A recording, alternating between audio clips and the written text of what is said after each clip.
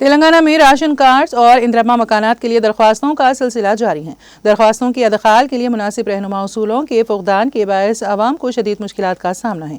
हुकूमत गुज़िश्ता 14 माह से सिर्फ दरख्वास्तें वसूल कर रही हैं, लेकिन मुस्तहिक़ अफराद की शिनाख्त और कार्ड के इजरा में कोई पेशरफ्त दिखाई नहीं दे रही है।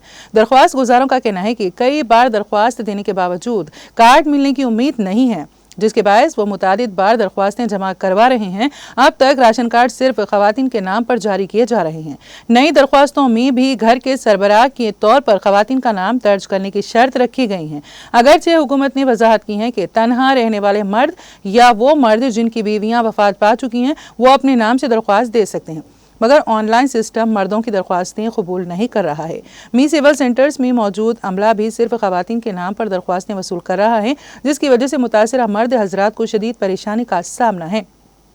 बाज़ अफराद ने सेंटर्स के अमले से दरख्वास्त की कि उनके नाम को खवातीन के तौर पर दर्ज करके कार्ड जारी किया जाए, और इत्तलात के मुताबिक कुछ मराकज़ में ऐसा भी किया जा रहा है। राशन कार्ड के इजरा में ताख़ीर के सबब दलाल सरगर्म हो गए हैं और लोगों को यकीन दहानी कराते हुए उनसे 2000 तक की रकम वसूल कर रहे हैं। इत्तलात के मुताबिक मी सेवा सेंटर्स पर हुकूमत ने दरख्वास्त की फ़ीस 50 रुपये मुकर्रर की हैं और ज़्यादा रकम वसूल करने वालों पर कार्रवाई की हिदायत दी है।